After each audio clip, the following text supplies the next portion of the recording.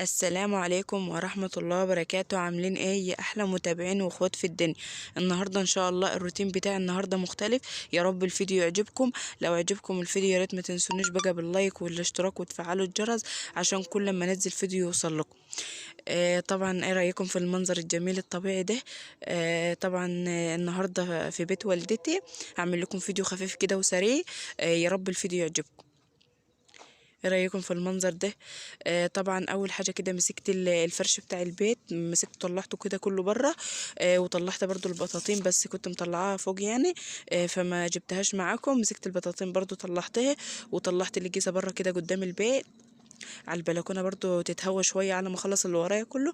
وبعد كده افرشها تكون اتهوت شويه. طبعا الجو مش مظبوط خالص، فانا بخاف على الحاجه لان الدنيا تشتعل ولا كده. فانا بخلص اللي ورايا واقوم مدخله الحاجه على طول. امسك بقى الاوضه دي طبعا، همسكها اكنسها كده وانفضها، وطبعا فرشت فرش السرير نظيف وخليتها زي ما انتم شايفين كده نظيفه وحلوه. بس هنا خلاص همسك برضو الارض كلها اكنسها. بس مش مسحه لان الجو ساقع زي ما انتم شايفين، وطبعا الارض نظيفه وكل حاجه. طبعا البيت نظيف لان ما هم ما عندهمش اطفال صغيره ولا كده. فما فيش ما فيش يعني وسخه زي ما بتكون الواحده معاها اطفال فبيوسخوا كل شويه. طبعا البيت نظيف زي ما انتم شايفينه، يعني لو في ترابه حاجات بسيطه خالص مش ياما. وهنا بس هكنس وخلاص كده، وهمسك برضو اطلع قدام البيت امسك اكنسه برضو حلو وانضفه. هنا خلاص طبعا بعد ما كنست وخلصت برضو سبت البيت كده يتهوى شوية. على ما كان في حاجات تانية يعني كنت بعملها. بس بصراحة ما صورتهاش. همسك برضو الأوضة دي انفض الانتريه بتاعها، وهمسكها برضو اكنسها كده كان نضيفة حلوة. وهنا خلاص بقى هلم شوية الكنسة دولت وخلاص، وكده الأوضة تكون خلصت. طبعا ما فيش عفش ياما ولا حاجة، ما فيهوش تعب يعني. لا في نيش ولا في أي حاجة من دي. البيت سهل كده. تنظيفه سهل خالص خفيف يعني على الواحدة. ما فيهوش أي تعب أو أي حاجة. طبعا مش زي بيوتنا أو كده بيبقى في نيش وبيبقى في حاجات مكركبة ياما وكده. بيت سهل خالص عادي. وده طبعا الشاشة اللي كنا جايبينها. إن شاء الله هركبها يعني هنركبوها. بس هنا خلاص طبعا خلصت البيت كده كله. هطلع بقى على البرندة وهمسك برضو قدام البيت.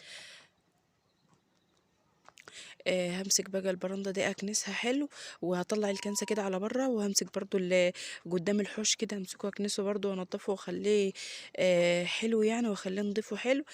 طبعا مش رشه ميه ولا حاجه عشان الجو ساقعه وفي اي وقت ممكن الدنيا تشتي.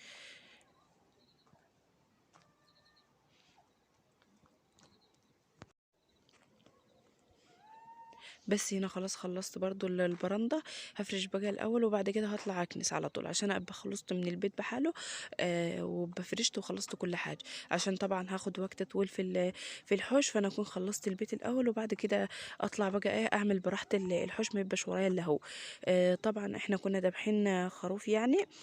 فكنت بننضفه كده، فالحوش كان متبهدل.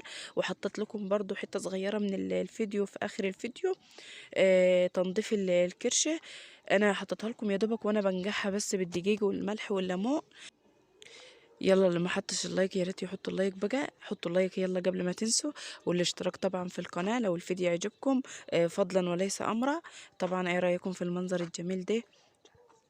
وتفعيل الجرس عشان كل ما انزل فيديو يوصل لكم.